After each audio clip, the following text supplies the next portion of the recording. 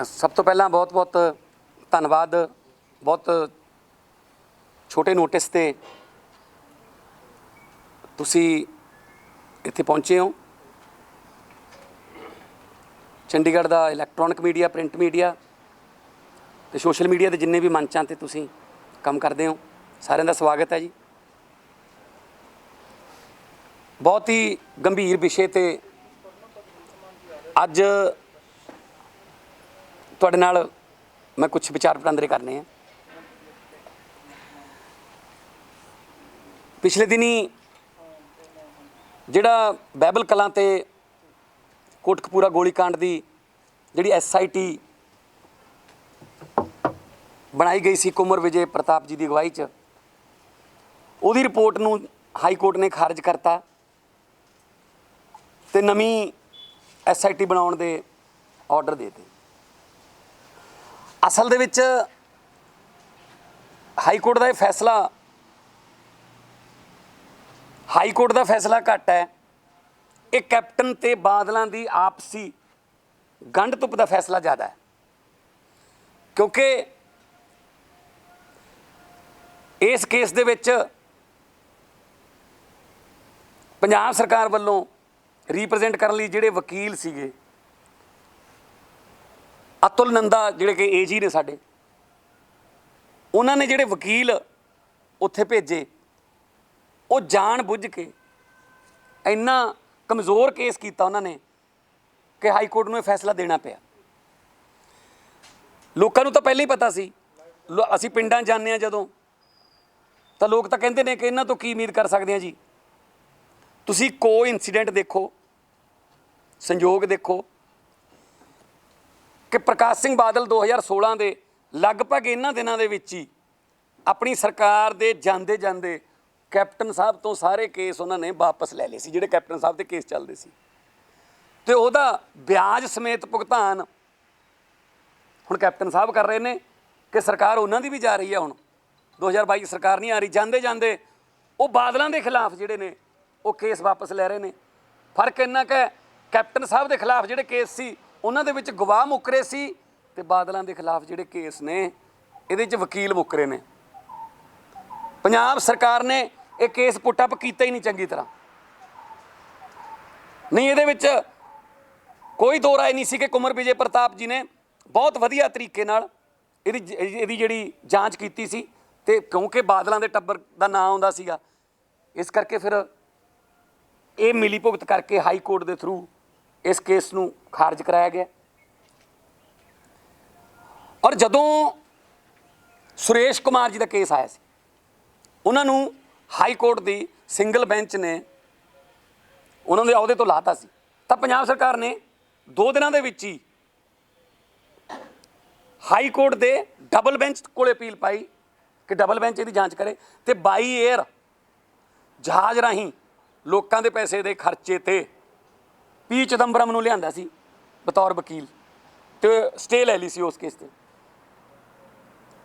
मुख्तार अंसारी वाले केस च supreme court के सब तो महंगे वकील किए गए जी कि इत्थे रखना सी, पता नहीं की उन्होंने कोई चाहे उन्होंने आपस दे विच अपनाता कि इत्थे रखना सी।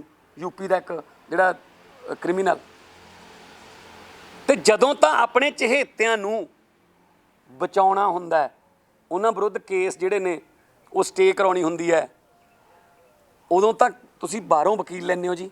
P चिदंबरम जां बड़े बड़े जिहड़े महंगे वकील ने इंडिया के टॉप 5 टॉप 10, तो जदों कोई केस पंजाब सरकार ने हारना हुंदा है, उदों अतुल नंदा ते उहदी टीम हैगी है जी। एक केस दिखा देण कि उन्होंने कोई जित्तिया होवे पंजाब वास्ते, एक केस काहदे वास्ते चिट्टे हाथी बन्ने ने जी। ये करोड़ां लोगों दी भावनावां जुड़ियां हुई इस केस नाल, ते इस केस वास्ते नहीं महंगे वकील किए जा सकते सी, पर क्योंकि जे तू आ गया तू मैनू कुछ ना कहीं, जे मैं आ गया मैं तैनू कुछ नहीं कहता दी फार्मूले ते सरकार चल रही है। आपस दे विच कैप्टन ते बादल रले हुए ने, इदू बड़ा सबूत नहीं हुण हो सकता।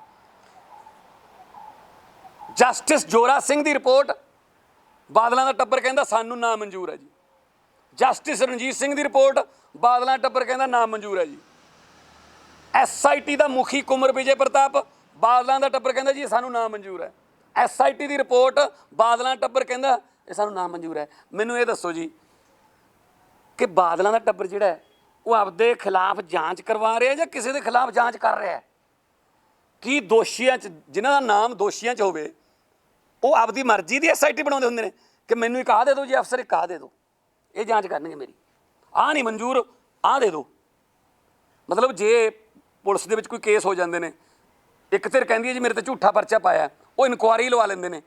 ਕੀ ਉਸ ਜਿਹੜਾ ਪਰਚੇ ਦੇ ਵਿੱਚ ਨਾਮ ਆਇਆ ਜੀ ਦਾ ਉਹਨੂੰ ਪੁੱਛ ਕੇ ਲਾਇਆ ਜਾਂਦਾ ਇਨਕੁਆਇਰੀ ਕਮਿਸ਼ਨ ਕਿ ਕਿਹੜੇ SSP ਤੋਂ ਜਾਂ ਕਿਹੜੇ SP ਤੋਂ ਜਾਂ ਕਿਹੜੇ DSP ਤੋਂ ਕਰਾਉਣੀ ਹੈ?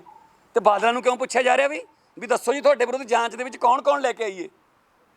ਆਹ ਨਹੀਂ ਮੈਨੂੰ ਚਾਹੀਦਾ ਜੀ, ਆਹ ਚਾਹੀਦਾ। ਸੋ ਕੁੰਵਰ ਵਿਜੇ ਪ੍ਰਤਾਪ ਜੀ ਜਿਹੜੇ ਕਿ ਇਮਾਨਦਾਰ ਅਫਸਰ ਨੇ, ਜਦੋਂ ਪ੍ਰੈਸ ਕਾਨਫਰੰਸ ਹੋਈ ਸੀ ਤੁਸੀਂ ਸਾਰੇ ਉੱਥੇ ਸੀ, ਜੋ CM ਸਾਹਿਬ ਨੇ ਕਿਹਾ ਸੀ ਕਿ ਕੁੰਵਰ ਵਿਜੇ ਪ੍ਰਤਾਪ ਬਿਲਕੁਲ ਸਹੀ ਜਾਣਕਾਰੀ ਦੇ ਰਿਹਾ, ਇਹਦਾ ਮਤਲਬ ਇਸ ਵਕਤ ਕੈਪਟਨ ਸਾਹਿਬ ਦੀ ਉਸ ਜਿਹੜੀ ਗੱਲ ਨੂੰ ਝੂਠ ਮੰਨੀ ਅਸੀਂ, ਜਾਂ ਫਿਰ ਕੁੰਵਰ ਵਿਜੇ ਪ੍ਰਤਾਪ ਦੀ ਗੱਲ ਸਹੀ ਹੈ ਕਿ ਮੈਂ ਦੁੱਧ ਦਾ ਦੁੱਧ ਤੇ ਪਾਣੀ ਦਾ ਪਾਣੀ ਕੀਤਾ। ਸੋ ਇਹ ਲੋਕਾਂ ਦੇ ਮਨਾਂ 'ਚ ਬਹੁਤ ਉਦਾਸੀ ਆਈ ਹੈ ਔਰ ਹੁਣ ਕਹਿੰਦੇ ਅਸੀਂ ਸੁਪਰੀਮ ਕੋਰਟ ਜਾਵਾਂਗੇ ਜੀ। ਸਰਕਾਰ ਨੇ ਕਿਹਾ ਸੁਪਰੀਮ ਕੋਰਟ ਅਪੀਲ ਕਰਾਂਗੇ, ਜਦ ਕਿ ਸਿੰਗਲ ਬੈਂਚ ਦਾ ਫੈਸਲਾ ਇਹਨੂੰ ਇੱਥੇ ਹੀ ਹਾਈ ਕੋਰਟ ਦੇ ਵਿੱਚ ਡਬਲ ਬੈਂਚ ਤੇ ਕਰਨ ਲਈ ਅਪੀਲ ਕੀਤੀ ਜਾ ਸਕਦੀ ਹੈ, ਜਿਵੇਂ ਸੁਰੇਸ਼ ਕੁਮਾਰ ਵਾਲੇ 'ਚ ਕੀਤੀ ਸੀ। ਪਰ ਰੋਂਗ ਜੂਰੀਡਿਕਸ਼ਨ 'ਚ ਜਾਣਗੇ, ਗਲਤ ਜੂਰੀਡਿਕਸ਼ਨ 'ਚ ਜਾਣਗੇ, ਜਾਣ ਬੁੱਝ ਕੇ ਸੁਪਰੀਮ ਕੋਰਟ ਜਾਣਗੇ, ਉੱਥੇ 4-5-6 ਮਹੀਨੇ ਲੱਗਣਗੇ। 4-5-6 ਮਹੀਨੇ ਬਾਅਦ ਸੁਪਰੀਮ ਕੋਰਟ ਇਹੀ ਕਹੂਗੀ ਕਿ ਡਬਲ ਬੈਂਚ ਕੋਲ ਜਾਓ। ਬਸ ਉਹਨੇ ਚਿਰ 'ਚ ਟਾਈਮ ਲੰਘ ਜਾਣਾ, ਉਹਨਾਂ ਦੀਆਂ ਵੋਟਾਂ ਟਪਾਉਣੀਆਂ ਨੇ। ਬਸ ਪਿਛਲੀ ਵਾਰ ਵੀ ਕੁੰਵਰ ਵਿਜੇ ਪ੍ਰਤਾਪ ਨੂੰ ਹਟਾ ਕੇ ਵੋਟਾਂ ਟਪਾਈਆਂ ਸੀ ਕਿ ਇਹਨੂੰ ਹਟਾਇਆ ਜਾਵੇ, ਇਲੈਕਸ਼ਨ ਕਮਿਸ਼ਨ ਨੇ ਹਟਾ ਕੇ ਉਹਨਾਂ ਨੂੰ ਲਾਤਾ ਕਿਤੇ ਹੋਰ, ਤੇ ਵੋਟਾਂ ਪੈ ਗਈਆਂ, ਫਿਰ ਆ ਗਏ ਵਾਪਸ। ਹੁਣ ਉਹਨਾਂ ਦੀਆਂ 2022 ਵਾਲੀਆਂ ਵੋਟਾਂ ਟਪਾਉਣ ਨੂੰ ਫਿਰਦੇ ਆ, ਤੇ ਉਹ ਵੀ ਬੜਾ ਹੁੱਬ ਕੇ ਉਹ ਸੁਖਬੀਰ ਬਾਦਲ ਕਰਦਾ ਫਿਰਦਾ ਪ੍ਰੈਸ ਕਾਨਫਰੰਸਾਂ ਕਿ ਦੇਖੋ ਜੀ ਸਾਡੇ ਤੋਂ ਸਾਰੇ ਦਾਗ ਧੁੱਲ ਗਏ। ਮੈਂ ਇਹ ਗੱਲ ਕਹਿਣੀ ਚਾਹੁੰਦਾ, ਇਹ ਲੋਕਾਂ ਦੇ ਬਿਹਾਫ 'ਤੇ ਕਹਿਣਾ ਚਾਹੁੰਦਾ, ਪੰਜਾਬ ਦੇ ਲੋਕਾਂ ਦੇ ਦਿਲਾਂ ਦੀ ਜਿਹੜੀ ਗੱਲ ਹੈ ਉਹ ਮੈਂ ਕਹਿਣੀ ਚਾਹੁੰਦਾ ਕਿ ਇਹਨਾਂ ਕਚਹਿਰੀਆਂ 'ਚੋਂ ਤਾਂ ਬਰੀ ਹੋ ਜਾਓਗੇ, ਮਹਿੰਗੇ ਵਕੀਲ ਕਰਕੇ ਗਵਾਹ ਮਕਰਾ ਕੇ ਕੈਪਟਨ ਸਾਹਿਬ ਤੁਹਾਡੇ ਨਾਲ ਯਾਰੀ ਨਿਭਾ ਦੇਣਗੇ, ਇਹਨਾਂ ਕਚਹਿਰੀਆਂ 'ਚੋਂ ਤਾਂ ਬਰੀ ਹੋ ਜਾਓਗੇ। ਪਰ ਜਿਹੜੀ ਲੋਕਾਂ ਦੀ ਕਚਹਿਰੀ ਲੱਗੂਗੀ ਤੇ ਜਿਹੜੀ ਪ੍ਰਮਾਤਮਾ ਦੀ ਕਚਹਿਰੀ, ਉੱਥੇ ਤੁਹਾਨੂੰ ਵਕੀਲ ਨਹੀਂ ਲੱਭਣੇ, ਕਿਉਂਕਿ ਉੱਥੇ ਅਮਲਾਂ ਦੇ ਹੁੰਦੇ ਨੇ ਨਵੇੜੇ, ਕਿਸੇ ਨੇ ਤੇਰੀ ਜਾਤ ਪੁੱਛਣੀ। ਜਿਸ ਅਕਾਲੀ ਦਲ ਦੀ ਤੱਕੜੀ ਨੂੰ ਬਾਬੇ ਨਾਨਕ ਦੀ ਤੱਕੜੀ ਸਮਝ ਕੇ ਲੋਕ ਵੋਟਾਂ ਪਾਉਂਦੇ ਰਹੇ, ਉਸੇ ਬਾਬੇ ਨਾਨਕ ਦੀ ਬਾਣੀ ਨੂੰ ਗਲੀਆਂ 'ਚ ਰੋਲਣ ਵਾਲਿਆਂ ਦਾ ਹਸ਼ਰ ਲੋਕ ਵੀ ਕਰਨਗੇ, ਪਰਮਾਤਮਾ ਵੀ ਕਰੂਗਾ। ਕਿਉਂਕਿ ਜਦੋਂ ਪਰਮਾਤਮਾ ਦੀ ਸੋਟੀ ਚੱਲਦੀ ਹੈ ਉਦੋਂ ਖੜਕਾ ਨਹੀਂ ਹੁੰਦਾ, ਨਾ ਕਸੁੰਨ ਮਾਰਦਾ ਨਾ ਲੱਤ ਮਾਰਦਾ, ਰੱਬ ਜਦੋਂ ਮਾਰਦਾ ਮੱਤ ਮਾਰਦਾ। ਸੋ ਇਹਨਾਂ ਨੇ ਜੋ ਪਾਪ ਕੀਤਾ ਉਹਦੀ ਸਜ਼ਾ ਤਾਂ ਮਿਲੂਗੀ, ਪਰ ਨਾਲ ਜਿਹੜਾ ਕੈਪਟਨ ਸਾਹਿਬ ਨੇ ਡਬਲ ਪਾਪ ਕੀਤਾ ਸਜ਼ਾ ਉਹਦੀ ਵੀ ਮਿਲੂਗੀ। ਕੈਪਟਨ ਸਾਹਿਬ ਨੇ ਗੁਟਕਾ ਸਾਹਿਬ ਦੀ ਸਹੁੰ ਖਾਧੀ ਸੀ ਕਿ ਮੈਂ ਇਹਨਾਂ ਦੇ ਦੋਸ਼ੀਆਂ ਨੂੰ ਸਰਕਾਰ ਬਣਨ ਤੋਂ ਪਹਿਲੇ ਹਫ਼ਤੇ 'ਚ ਹੀ ਬਾਦਲ ਕੇ ਜੇਲ੍ਹ 'ਚ ਹੋਣਗੇ। ਇਹਦਾ ਮਤਲਬ ਹੁਣ ਉਹ ਬਾਦਲਕਿਆਂ ਨੂੰ ਬਚਾ ਰਹੇ ਨੇ, ਇਹਦਾ ਮਤਲਬ ਗੁਟਕਾ ਸਾਹਿਬ ਦੀ ਵੀ ਬੇਅਦਬੀ ਹੋ ਰਹੀ ਹੈ, ਤੇ ਬੇਅਦਬੀ ਕਾਂਡ 'ਚੋਂ ਜਿਹੜੇ 'ਚੋਂ ਬਚਾ ਰਹੇ ਨੇ ਉਹਦੀ ਵੀ ਡਬਲ ਗੁਰੂ ਸਾਹਿਬ ਦੀ ਫਿਰ ਬੇਅਦਬੀ ਹੋ ਰਹੀ ਹੈ। ਸੋ ਕਿਸੇ ਕਮਿਸ਼ਨ ਦੀ ਰਿਪੋਰਟ ਨਹੀਂ ਮਨਜ਼ੂਰ, ਕਿਸੇ SIT ਦੀ ਰਿਪੋਰਟ ਨਹੀਂ ਮਨਜ਼ੂਰ। ਜਦੋਂ ਦੇਖੋ ਜਾਂਚ ਕਾਹਦੀ ਜਾਂਚ? ਸਾਰੇ ਬੱਚੇ ਨੂੰ ਤਾਂ ਪਤਾ ਕਿ ਬੇਅਦਬੀ ਦੇ ਵਿੱਚ ਕਿਹਦਾ ਹੱਥ ਸੀਗਾ, ਤੇ ਜਿਹੜੀ ਗੋਲੀ ਸੀ ਉਹ ਕਿਹਨਾਂ ਦੇ ਆਰਡਰ 'ਤੇ ਚਲਾਈ ਗਈ ਸੀ, ਤੇ ਹੁਣ ਫਿਰ ਜਾਂਚਾਂ ਕਾਹਦੀਆਂ?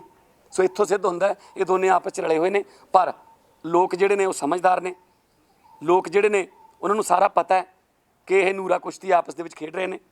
ਸੋ ਜੇ ਪੰਜਾਬ ਸਰਕਾਰ ਨੇ ਸੱਚੇ ਦਿਲੋਂ ਅਪੀਲ ਕਰਨੀ ਹੈ ਤਾਂ ਵਧੀਆ ਵਕੀਲ ਲੈ ਕੇ ਹਾਈ ਕੋਰਟ ਦੇ ਡਬਲ ਬੈਂਚ ਕੋਲ ਜਾਣ, ਨਾ ਕਿ ਇੱਧਰ ਉੱਧਰ ਜਾ ਕੇ ਉਹਨੂੰ ਠੰਡੇ ਬਸਤੇ 'ਚ ਪਾਉਣ ਦੀ ਕੋਸ਼ਿਸ਼ ਕਰਨ। ਇਹ ਸਾਡੀ ਮੰਗ ਹੈ। ਕੋਈ ਸਵਾਲ ਤੁਹਾਡਾ ਹੋਵੇ ਤਾਂ? ਜੀ ਸਾਹਿਬ ਨਾਲ ਉਹਨਾਂ ਨੇ ਕੁੰਵਰ ਵਿਜੇ ਪ੍ਰਤਾਪ ਸਾਹਿਬ ਨੇ ਕਿਹਾ ਸੀਗਾ ਕਿ ਆਖਰੀ ਇੱਕ ਉਹਨਾਂ ਦਾ ਚਲਾਨ ਰਹਿੰਦਾ, ਉਸ ਤੋਂ ਬਾਅਦ ਵੱਡੇ ਨਾਮ ਵੀ ਸਾਹਮਣੇ ਆਉਣਗੇ। ਤੁਹਾਨੂੰ ਲੱਗਦਾ ਕਿ ਉਹ ਵੱਡੇ ਨਾਮ ਨੂੰ ਸਿੱਧੇ ਤੌਰ ਤੇ ਬਚਾਉਣ ਦੀ ਕੋਸ਼ਿਸ਼? ਕੁੰਵਰ ਵਿਜੇ ਪ੍ਰਤਾਪ ਨੇ ਤਾਂ ਇੱਥੋਂ ਤੱਕ ਕਿਹਾ ਕਿ ਮੈਨੂੰ ਜਾਨੋਂ ਮਾਰਨ ਦੀਆਂ ਧਮਕੀਆਂ ਆ ਰਹੀਆਂ ਨੇ। ਇੱਕ IG ਨੂੰ ਕੌਣ ਧਮਕੀ ਦੇ ਰਿਹਾ? ਹੋਮ ਮਿਨਿਸਟਰ ਕੌਣ ਹੈ? ਹੋਮ ਮਿਨਿਸਟਰ ਕੈਪਟਨ ਸਾਹਿਬ ਹੈ। ਉਹ ਜਾਂਚ ਕਿਉਂ ਨਹੀਂ ਕਰਾਉਂਦੇ? ਹੋਮ ਮਿਨਿਸਟਰ ਦਾ ਫਰਜ਼ ਬਣਦਾ ਕਿ ਉਹ ਆਪਦੀਆਂ ਜਿਹੜੀਆਂ ਫੋਰਸਿਸ ਨੇ ਉਹਨਾਂ ਦੀ ਰੱਖਿਆ ਕਰੇ। ਤੇ ਇੱਕ IG ਨੂੰ ਜਾਨੋਂ ਮਾਰਨ ਦੀਆਂ ਧਮਕੀਆਂ ਆ ਰਹੀਆਂ ਨੇ ਕਿ ਰਿਪੋਰਟ ਬਦਲ ਲੈ, ਤੇ IG ਕਹਿ ਰਿਹਾ ਮੈਂ ਪਰਮਾਤਮਾ ਨੇ ਮੈਨੂੰ ਬਚਾਇਆ ਹੋਇਆ, ਮੈਂ ਗੁਰੂ ਗੋਬਿੰਦ ਸਿੰਘ ਜੀ ਦਾ ਆਸ਼ੀਰਵਾਦ ਹੈ ਕਿ ਮੈਂ ਉੱਥੋਂ ਧਰਤੀ ਤੋਂ ਜੰਮਿਆ ਹੋਇਆ, ਪਟਨੇ ਦੀ ਧਰਤੀ ਤੋਂ, ਤਾਂ ਮੈਂ ਝੂਠ ਨਹੀਂ ਬੋਲਣਾ ਤੇ ਮੈਂ ਦੁੱਧ ਦਾ ਦੁੱਧ ਪਾਣੀ ਦਾ ਪਾਣੀ ਕਰੂੰਗਾ। ਪਹਿਲੇ ਦਿਨੋਂ ਹੀ ਅਕਿਊਜ਼ਡ, ਜਿਨ੍ਹਾਂ ਨੂੰ ਅਕਿਊਜ਼ਡ ਲਿਖਿਆ ਸੁਖਬੀਰ ਬਾਦਲ ਹੋਰੀ, ਜਿਹੜੇ ਸੁਖਬੀਰ ਬਾਦਲ ਹੋਰੀ ਕੌਣ ਹੁੰਦੇ ਨੇ ਕਿ ਇਹ SIT ਦਾ ਜਿਹੜਾ ਪ੍ਰਧਾਨ ਬਦਲ ਦਿਓ ਜੀ, ਇਹਦਾ ਮੁਖੀ ਬਦਲ ਦਿਓ ਜੀ, ਆਹ ਲਾ ਦਿਓ ਜੀ, ਉਹ ਲਾ ਦਿਓ ਜੀ। ਸੋ ਇਸ ਕਰਕੇ ਕੁੰਵਰ ਵਿਜੇ ਪ੍ਰਤਾਪ ਹੋਰਾਂ ਤੇ ਸਾਨੂੰ ਕੋਈ ਸ਼ੱਕ ਨਹੀਂ। ਉਹ ਤਾਂ ਕਹਿੰਦੇ ਨੇ ਕਿ ਜਿਹੜੇ ਮੇਰੇ ਕੋਲ ਇੰਨੇ ਸਬੂਤ ਹੈਗੇ ਨੇ ਕਿ ਜਿਹਦੇ ਨਾਲ ਇਹ ਸਾਰੇ ਫਸਦੇ ਨੇ, ਪੁਲਿਸ ਅਫਸਰ ਵੀ, ਗੋਲੀ ਚਲਾਉਣ ਵਾਲੇ ਤੇ ਨਾਲ ਉਹਨਾਂ ਨੂੰ ਆਰਡਰ ਦੇਣ ਵਾਲੇ।